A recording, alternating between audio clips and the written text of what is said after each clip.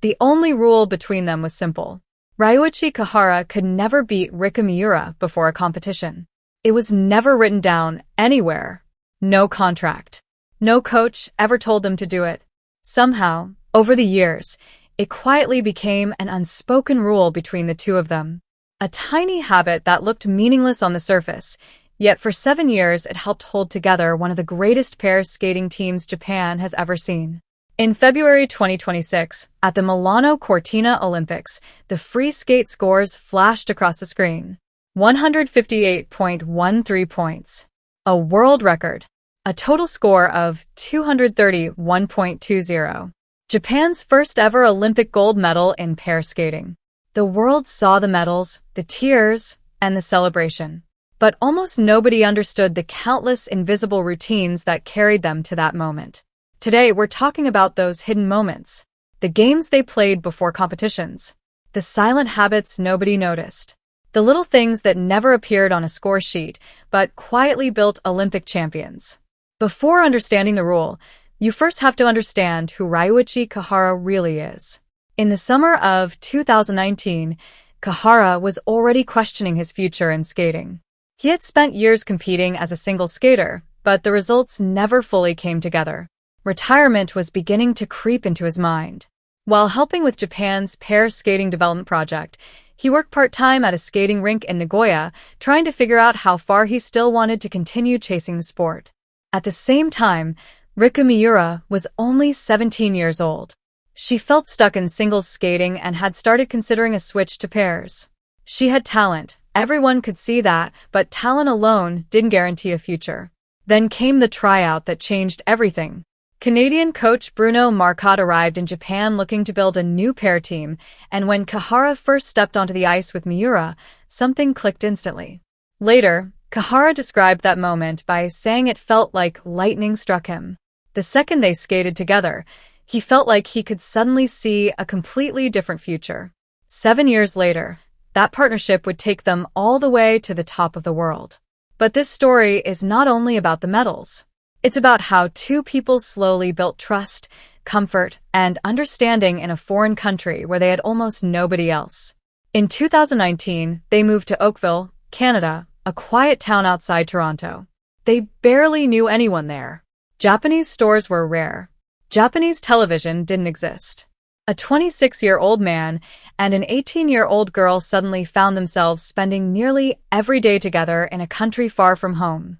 When people live in an unfamiliar place, they usually react in one of two ways. They either shut themselves off or they open up completely. Kihara and Miura chose to open up. Their routines became simple, but deeply personal. After practice, they ate together. On weekends, they drove to shopping malls together. At night, they returned to apartments in the same building. Day after day, that lifestyle slowly created something stronger than partnership. And strangely enough, one of the biggest things connecting them was video games. At first, it probably started casually. Maybe they just wanted to relax after exhausting practices. Maybe they were trying to fill lonely nights in Canada. But before long, Mario Kart and Momotaro Dentetsu became part of their daily lives. Especially Momotaro Dentetsu, which eventually became part of their pre-competition routine. Around the 2021 World Championships, they started playing games before events almost every single time. Kihara later explained why. He said when they were able to enjoy games before competition, it meant they were mentally relaxed. If they could laugh and play normally, it meant there was still calmness inside them. And if they carried that relaxed feeling onto the ice, the performance naturally became smoother. Miura agreed completely. She said games helped them stop thinking about skating for a while. It gave their minds room to breathe. For them, gaming wasn't just entertainment. It became a way to measure their emotional state. If they could laugh together before competition, they knew everything was probably going to be okay. And somewhere inside those moments, the absolute rule was born. Ryuichi Kihara could never beat Riku Miura before a competition.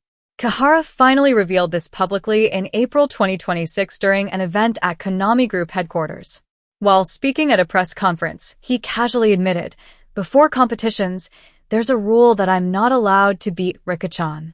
As soon as he said it, Miura looked at him, and both of them burst into laughter together.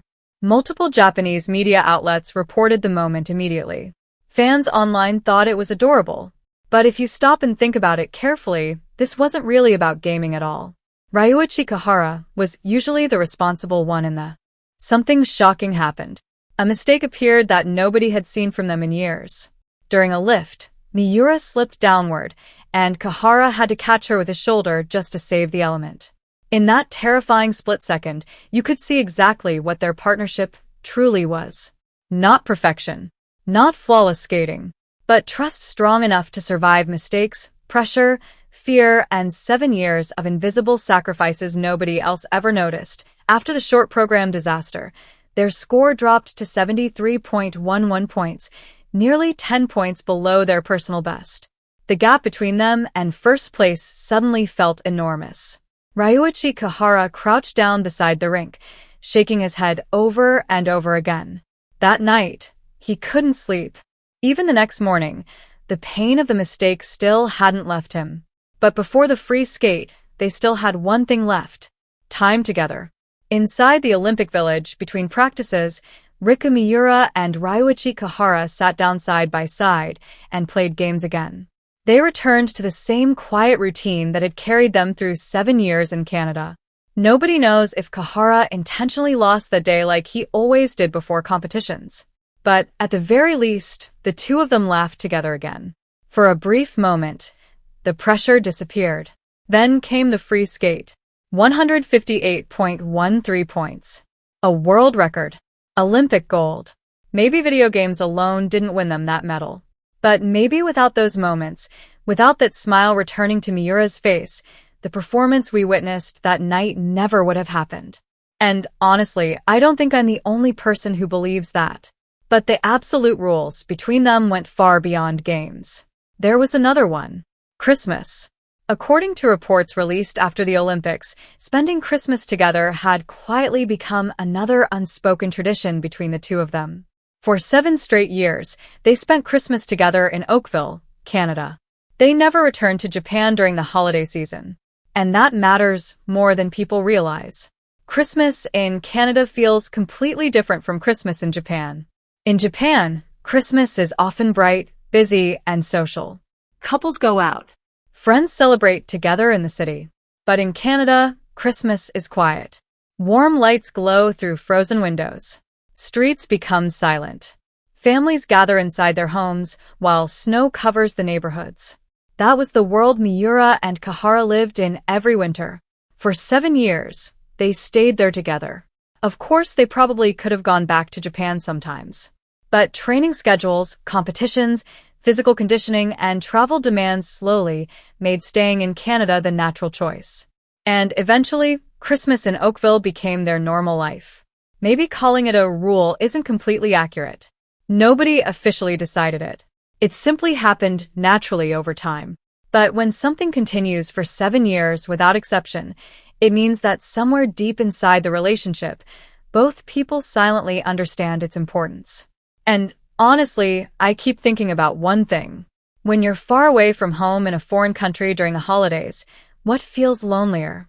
Spending Christmas completely alone, or spending it beside someone who understands exactly what you're sacrificing? For Miura and Kahara, maybe Christmas together became proof that neither of them was truly alone. Maybe that was enough. They didn't need huge celebrations. They didn't need luxury. Simply existing in the same place at the same time made the cold Canadian winter feel warmer.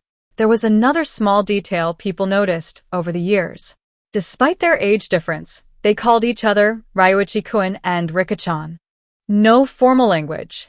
No strict senior-junior distance. In Japanese sports culture, hierarchy usually matters a lot. Older athletes are often treated differently. But Kahara never created that wall between them. And maybe that choice mattered more than anybody understood.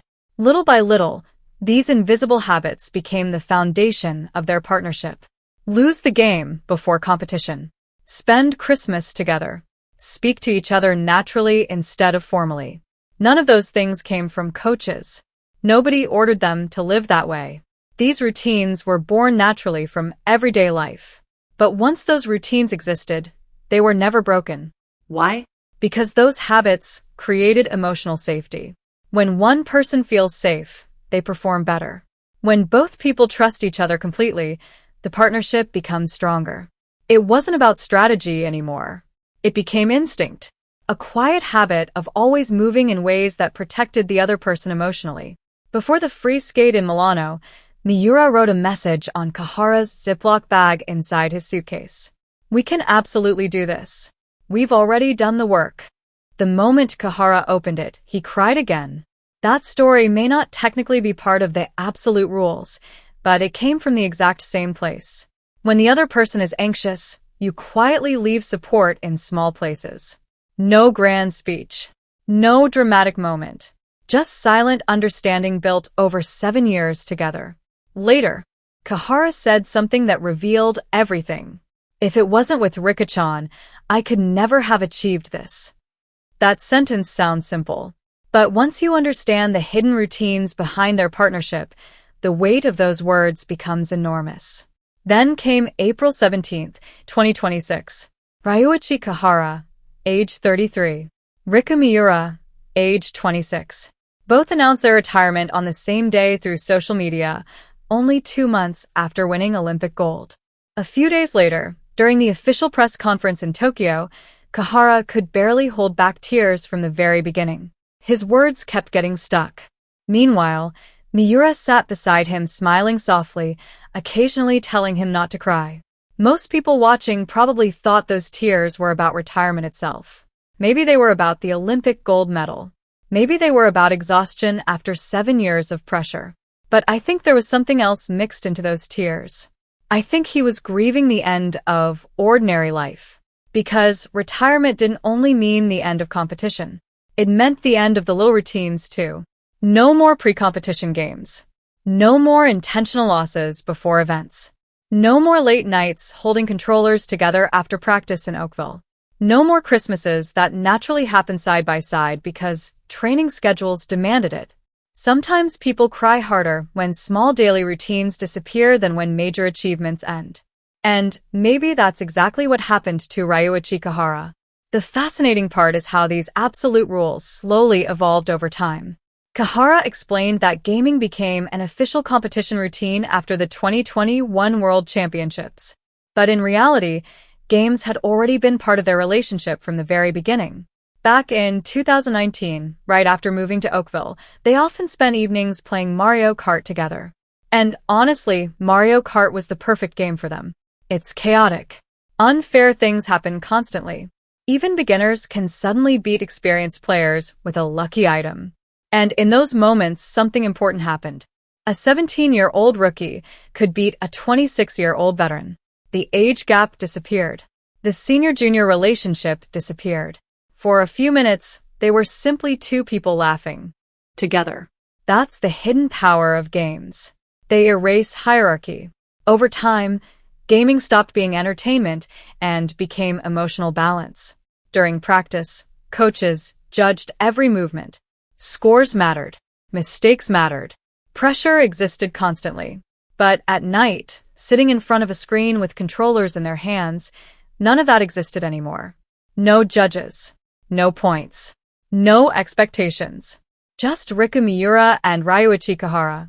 And honestly, maybe that simple space is the real reason they survived 7 intense years together without breaking apart. One reason Momotaro Dentetsu became such an important game for them is because it naturally creates long moments together. The game mixes travel, strategy, luck, and competition in a way that keeps people playing for hours. Unlike games where one person completely dominates, Momotaro Dentetsu constantly shifts back and forth. A lucky event can suddenly change everything. And because the rankings are always visible on screen, Ryuichi Kahara could quietly control the flow of the game whenever he wanted. That matters. Because if Riku Miura was smiling, laughing, and slowly pulling ahead on the scoreboard, Kahara could gently guide the atmosphere exactly where he wanted it to go. Maybe Miura noticed what he was doing. Maybe she didn't. But honestly, that almost makes the story even more emotional.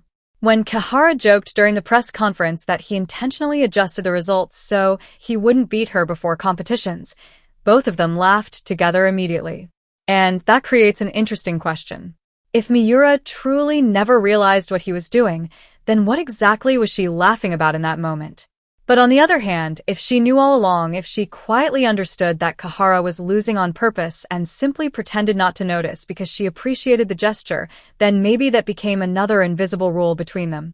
Kahara quietly loses for Miura. Miura quietly accepts his kindness without embarrassing him by pointing it out. Neither of them says it aloud. And years later, they can finally laugh about it together. Honestly, I think both possibilities are beautiful. But the deeper you look into their absolute rules, the more you realize the story was never really about games at all. It was about creating a life together in a foreign country where they only truly had each other. For 7 straight years, every Christmas was spent together in Oakville. And no, it probably wasn't only because of training schedules. Yes, figure skating season is busy in December and January. Grand Prix finals, Japanese nationals, for continents championships. The calendar is packed. But realistically, there were probably years where they could have returned home for a few days if they truly wanted to. Yet they stayed. And I think that decision says everything. Because somewhere along the way, Oakville stopped feeling like a temporary training base and started feeling like home. Kahara himself later described Oakville as a second home. After 7 years, it no longer felt foreign. It became the place where their real life existed. And maybe spending Christmas there together felt more natural than returning to Japan. But there's another layer to it too. Every Christmas they spent together quietly confirmed something important. This person is still beside me. In pair skating, partnerships, and all the time. Injuries happen. Results decline. Teams separate. There is never a guarantee that the same partner will still be there next season. Over 7 years, Miura and Kahara faced injuries, slumps, failures, and painful mistakes. Yet, every December, they still found themselves sitting beside each other in the same Canadian winter. 7 Christmases. 7 confirmations that the partnership survived another year. That's why Miura's words after retirement carried so much weight. During a press conference after the Milano Olympics, she said she would never continue skating with a different partner. That feeling didn't suddenly appear overnight. It came from 7 years of accumulated routines. 7 years of games before competitions. 7 years of Christmases together. 7 years of calling each other Ryuichi-kun and Rika-chan. Maybe the absolute rules were really just habits designed to keep them from drifting apart. Then came retirement. After announcing their retirement in April 2026, the two returned to Canada. Ice shows were already being planned. A future Riku Academy was reportedly under consideration. Their competitive careers ended, but their reasons for staying together didn't disappear. They simply changed shape. And that raises a fascinating question. What happens to the absolute rules after competition ends? Without upcoming events, there's technically no reason for Kahara to intentionally lose anymore. But the habit of playing together still remains. And in April 2026, during another Konami event, Kahara laughed and admitted that this time he played seriously and completely crushed Miura in the game. Miura immediately smiled and answered, "Next time I'll win." That tiny exchange reveals something important. Their relationship had started changing.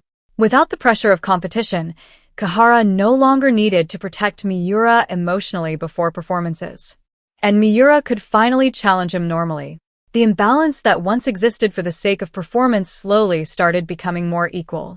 In a strange way, retirement may have created an entirely new version of their relationship. But I still wonder about something.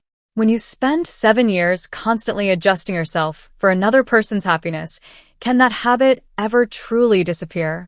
I honestly don't think so. Maybe Kahara no longer has to lose games before competitions. But perhaps the same instinct still appears in different forms. Maybe he supports Miura during rehearsals for ice shows. Maybe he quietly helps her when she attempts difficult new elements. Maybe one day, inside the Riku Academy, Kahara naturally works behind the scenes while Miura shines in front of students. Because kindness that becomes habit doesn't simply vanish. It changes form.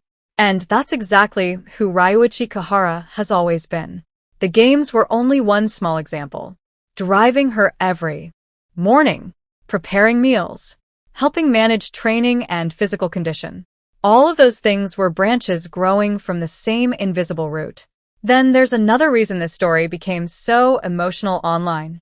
When people first heard about these absolute rules, many immediately tried to define the relationship as romantic. Fans said intentionally losing before competition sounded like something a boyfriend would do. Spending every Christmas together sounded like something beyond friendship. But every time reporters asked them directly, Miura and Kahara always gave the same answer. Leave it to your imagination.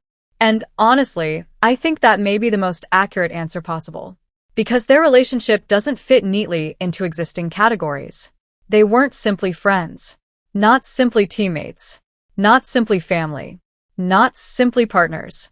None of those words fully explain what happens when two people spend 7 years training together in a foreign country, risking injury together, surviving sleepless nights before competitions together, and building a private emotional language only they understand. That's why the name Riku became so meaningful. It wasn't just a team name. It became the name of a relationship that only existed between Riku Miura and Ryuichi Kahara. And the thing holding that relationship together was never written in contracts or score sheets. It was held together by invisible promises. Lose the game before competition. Spend Christmas together. Never change the way they call each other. Write supportive messages on Ziploc bags before free skates. Tell each other, we're not finished yet before stepping onto the ice. Smile and call Kahara a crybaby when emotions overwhelm him. None of those things came from coaches. None of them came from sports psychology books. They were simply created naturally over 7 years of living side by side. And maybe the most powerful line of all came after retirement.